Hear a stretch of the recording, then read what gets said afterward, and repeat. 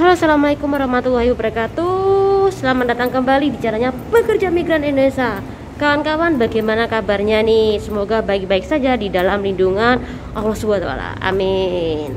Oke, kali ini kita bakal bahas tentang kasus kawan kita, yaitu telah menjadi tahanan luar ya sampai sidang karena ia melakukan pencucian ini, dan perharinya ia bisa menampung uang transferan sebesar 50.000 dolar Hongkong, dan total dari 3 bank yang ia gunakan sebesar 500.000 dolar sini.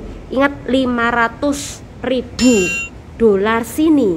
Dan uangnya itu walaupun disita Pak Pol, tapi sekali lagi ini sangat membahayakan kawan-kawan ketika kalian melakukan hal yang sama seperti mbaknya ini. Bagaimana tentang kisahnya? Kawan-kawan simak videonya sampai habis, dan ini adalah ceritanya. Oke kawan-kawan, saya dapat cerita ini dari Mbak Zul ya. Mbak Zul ini punya temen baik banget sama Mbak Zul yang bernama, kita sebut aja Mbak A ya. Nah, Mbak A ini ceritanya tersandung masalah tentang pencucian uang, yang mana ia menggunakan 3 banknya untuk menerima transferan dari pacarnya luar negeri, dan juga transferan dari mbak-mbak sesama PRT BMI, buruh migran Indonesia, yang dimana mereka menggunakan WeChat, kemudian TNG ya.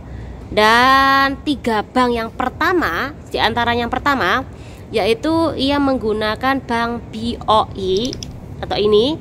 Nah, bank BOC ini dapat transferan dari teman-temannya sesama PMI, yaitu dalam 1 bulan Mbak si A ini bisa mengumpulkan uang sebesar 50.000 dolar sini.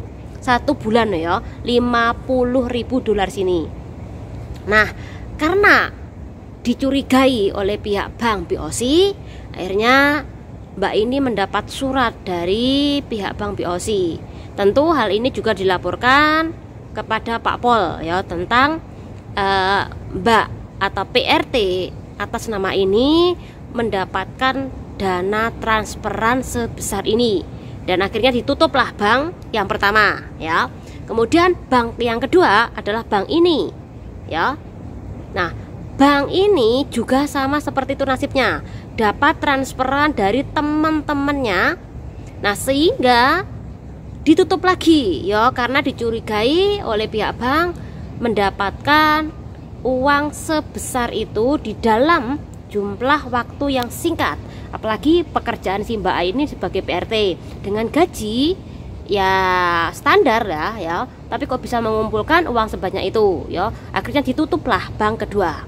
Nah, bank ketiga Mbak ini juga bernasib sama, tapi apesnya di bank ketiga ini yang ia mendapatkan transferan dari teman-temannya sesama PRT Indonesia, dari TNG lah, dari WeChat lah. Nah, akhirnya Mbak ini ditangkap di daerah North Point ya, setelah pihak bank ini melaporkan si Mbak A ya. Karena sudah mendapat laporan 3 kali dari pihak bank, langsung dijemput Pak Pol di bank North Point sana. Nah, di North Point Mbak ini dibawa ke kepolisian daerah Mongkok dan diinterogasi selama dari jam 10 pagi sampai jam 5 sore. Dalam interogasi tersebut menghasilkan Mbak ini harus melaporkan atau menjadi tahanan luar, yang dimana setiap bulan sekali harus melaporkan dan memberi jaminan sebesar 1.000.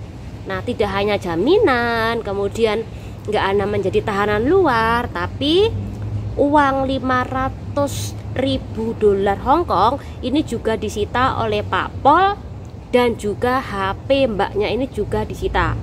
Nah, padahal di dalam HP mbaknya ini banyak banget nama-nama kawan-kawan Indonesia yang mentransfer uang di dalam account milik si mbaknya 3 bank tadi ya. Jadi kawan-kawan yang ngerasa nih ikut jaringan masalah pencucian ini, berhati-hatilah, karena bisa jadi teman Anda ini sudah tertangkap tanpa Anda tahu ya.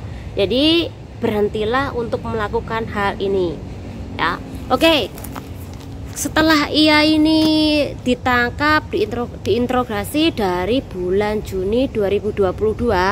Nah, selesailah ia di bulan Desember 2022 dan alhamdulillahnya memang tidak dipenjara oleh Pak Pol, hanya diperingatkan saja untuk lebih berhati-hati. Dan uang yang sudah dikumpulkan di 3 bank ini disita oleh Pak Pol. Nah, Mbak Zul sebagai temennya ini pernah nganter si Mbak A ini waktu diinterogasi oleh Pak Pol. Jadi dia tahu bagaimana sejarahnya Mbak ini, bagaimana ia punya pacar, bagaimana teman-teman sesama PRT ini melakukan jaringan yang sama seperti si Mbak A ya.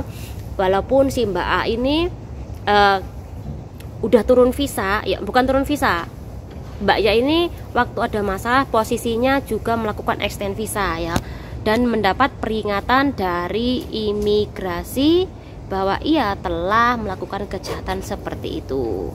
Nah, kawan-kawan semuanya, mungkin banyak banget di luar sana tidak bernasib baik seperti Mbak A, yang dimana diloloskan visanya atau extend visanya oleh pihak imigrasi. Yang kedua, majikan tidak menginterminate ya, masih beruntung itu. Namun di luar sana banyak banget yang langsung diinterminate oleh majikannya ya. Jadi sekali lagi, jangan melakukan hal bodoh seperti itu. Apa sih untungnya? Ya untungnya Anda cuma mendapat ceperannya sedikit, tapi kerugian ini Anda masuk daftar hitam kepolisian dan juga imigrasi. Kawan-kawan semuanya, mungkin extend visa masih diloloskan, tetapi ketika Anda mencari majikan belum tentu Anda bisa diloloskan. Jadi sekali lagi, berhati-hatilah ketika Anda ikut jaringan seperti itu. Sudahi Anda ikut jaringan karena Anda tidak tahu teman yang Anda lainnya ini sudah tertangkap apa belum ya.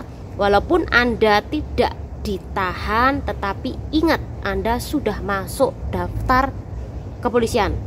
Sewaktu-waktu Anda ganti majikan, Anda tidak diloloskan visa Anda. Nah, semoga ini bermanfaat buat kawan-kawan semuanya. Channel ini undur diri. Wassalamualaikum warahmatullahi wabarakatuh. Bye bye.